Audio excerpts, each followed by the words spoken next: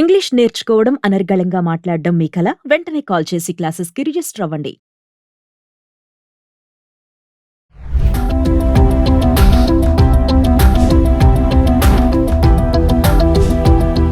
నమస్తే, welcome back to Suman TV. ప్రస్తుతం మనతో పాటు ఉన్నారు consumers affairs committee chairman Mandari Krishna Reddy గారు. నమస్తే సార్. నమస్తే madam. Sir, senior citizens cards గురించి మనం కొన్ని వీడియోలు మాట్లాడుకున్నాం. అయితే ఈ రోజు ఏంటంటే ప్రతి ఒక్క సీనియర్ సిటిజన్ దగ్గర 3 కార్డులు మస్ట్గా ఉండాలంట.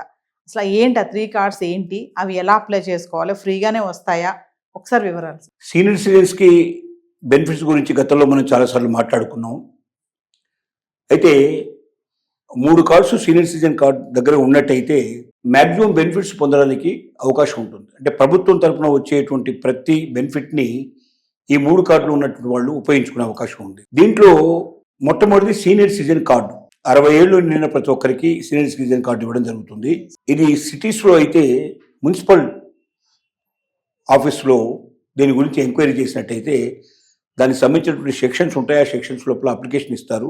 అప్లికేషన్ నింపేసి తీసుకోవడానికి అవకాశం ఉంటుంది. ఒకవేళ విలేజెస్ అయితే అక్కడ ఎంఆర్ఓ ఆఫీస్కి వెళ్ళి దీని గురించి వివరాలు తీసుకొని ఎక్కడ అప్లై చేసుకోవాలో చేసుకొని దాన్ని పొందే అవకాశాలు ఉంటాయి.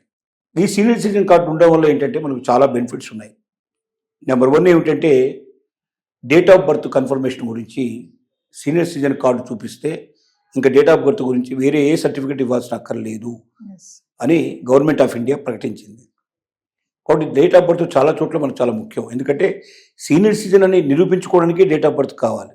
అంటే అఫ్కోర్స్ ఆధార్ కార్డు మీద వాటి మీద ఉంటాయి, కానీ సీనియర్ సిటిజన్ కార్డు మీద ఉండేటువంటి డేట్ ఆఫ్ బర్త్ చాలా అథాంటిక్గా దాన్ని అన్ని గవర్నమెంట్లు గుర్తించాల్సింది. సెంట్రల్ గవర్నమెంట్ కానీ స్టేట్ గవర్నమెంట్ కానీ ఎక్కడైనా ఎక్కడ అవసరం పడ్డా కూడా తప్పనిసరి దాన్ని దీని మీద ఉండేటువంటి సీనియర్ సిటిజన్ కార్డు మీద ఉండేటువంటి డేట్ ఆఫ్ బర్త్ని అథాంటిక్గా ప్రామాణికంగా తీసుకోమని చెప్పడం జరిగింది.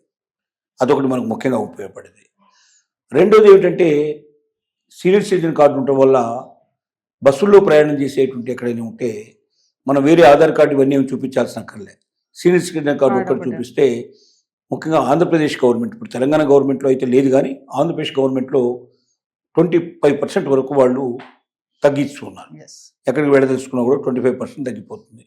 25% అనేది చాలా ఎక్కువ కాబట్టి అది ఎక్కడి నుంచి ఎక్కడికి ప్రయాణం చేసినా, అంటే ఆంధ్రప్రదేశ్ నుంచి బయలుదేరి వెళ్ళే బస్సులు ఏవైతే ఉన్నాయో, అంటే ఏపీఎస్ఆర్టీసీ సంబంధించిన బస్సులో అది ఎక్కడ బయలుదేరి ఎక్కడికి వచ్చినా, ఎక్కడి నుంచి ఎక్కడ ఎండ్ అయినా, అంటే హైదరాబాద్ నుంచి బయలుదేరేవాడు కూడా హైదరాబాద్ టు ఏపీఎస్ఆర్టీసీ బస్సులో ఎక్కి నేను సీనియర్ సిటిజన్ అని చెప్పి కార్డు చూపించేస్తే ఆటోమేటిక్గా 25% తగ్గించేసేసి చేస్తారు. అలాంటి వాటి బాగా ఉపయోగపడుతుంది.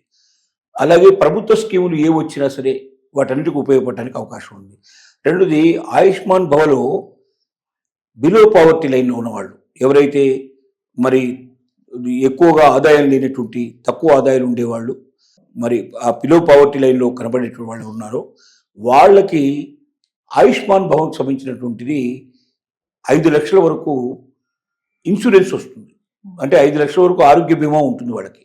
ఏ హాస్పిటల్ అయినా వెళ్ళి వాళ్ళు ఆ కార్డు చూపించేసేసి తమకు ఆయుష్మాన్ భవ సంబంధించినటువంటి కార్డు చేసుకున్నట్టయితే ఉపయోగం బాగా ఉంటుంది.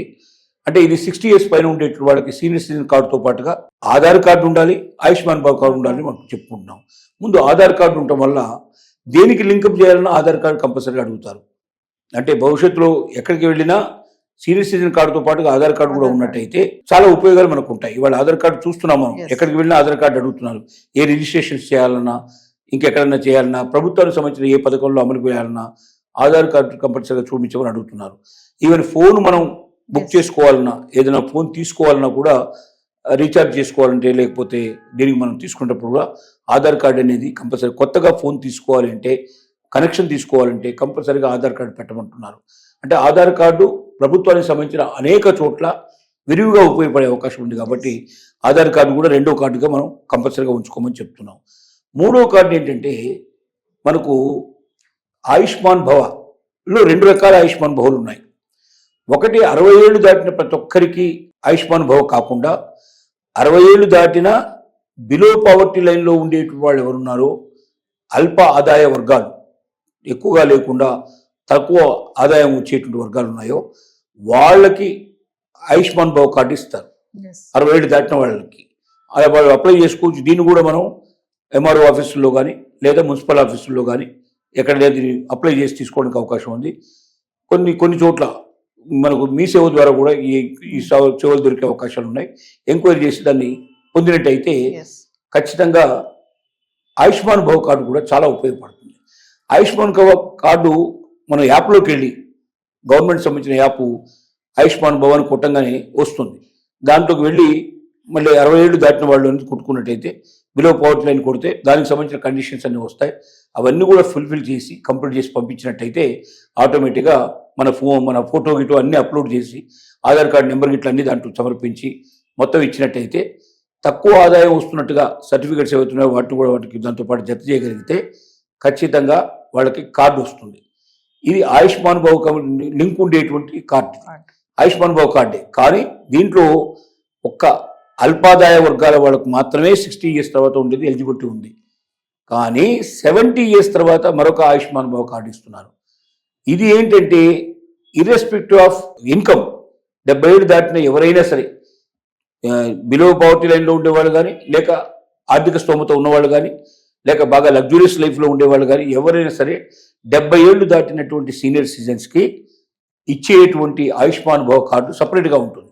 ఇది యాప్లోకి వెళ్ళి యాప్లో మనం దాన్ని క్లిక్ చేసినట్టయితే వాళ్ళు దాంట్లో ఆప్షన్స్ ఇచ్చినప్పుడు 70 ఏళ్ళు దాటిపోయినవి నాకు 70 years క్రాస్ అని చెప్పి దాన్ని మనం క్లిక్ చేస్తే దాంట్లో వివరాలన్నీ అడుగుతాడు. వివరాలన్నీ నింపేసేసి మనం అన్ని డీటెయిల్స్ అన్ని దాంట్లో పెట్టినట్టయితే, ఫోటో గిటో అప్లోడ్ చేసినట్టయితే ఆటోమేటిక్గా అక్కడ మనకు ఆ కార్డు దొరికే అవకాశం ఉంది. సో ఒకవైపున సీనియర్ సిటిజన్ కార్డు, రెండో వైపున ఆధార్ కార్డు, మూడో వైపున మనకు ఆయుష్మాన్ భవ కార్డు. ఆయుష్మాన్ భవన్లో 2 కార్డులు జాగ్రత్తగా చూసుకోవాలి.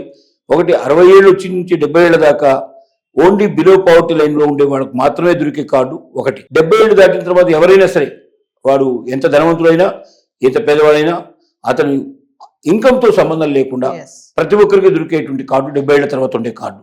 సో ఈ కార్డులు ఏవైనా సరే 3 కార్డులు ఉన్నవాళ్ళు 3టిని భద్రపరచుకొని, దీని ద్వారా ఈ 3 ఉంటే ప్రపంచంలో ఎక్కడికి వెళ్ళినా, అంటే గవర్నమెంట్ తరఫున జరగాల్సినటువంటి ఏ అయినా కూడా అన్నీ దీని ద్వారా వస్తాయి. ఇంటర్నేషనల్గా వెళ్ళేటువంటి ఏ సెమినార్స్ కానీ, వర్క్షాప్స్ కానీ, లేదా వీసా కోసం మనం పెట్టినప్పుడు కానీ, లేదా పాస్పోర్ట్ కోసం వెళ్ళినప్పుడు కానీ, ప్రతి చోట ఇవి మనకు పనికొచ్చే అవకాశాలు ఉంటాయి. ఈ 3 కార్డులు ఉన్నట్టయితే నిశ్చలంగా ఉండి మనం ఎక్కడికైనా వెళ్ళినా విజయంగా మనం వెనక్కి రావగలుగుతాం. వేరే ఏ యొక్క సర్టిఫికెట్స్ లేకపోయినా ఈ 3 కార్డులు ఉన్నటువంటి వాళ్ళు సీనియర్ సిటిజన్స్ ప్రభుత్వం నుంచి వచ్చే ప్రతి స్కీమ్ని పొందగలిగి దాన్ని ఎంజాయ్ చేయగలిగే పరిస్థితి ఉంటుంది. కాబట్టి ప్రతి సీనియర్ సిటిజన్ ఈ 3 కార్డులు కలిగి ఉండడం అనేది చాలా ముఖ్యమైన విషయంగా మనం పరిగణించాల్సిన అవసరం ఉంది. Thank you sir.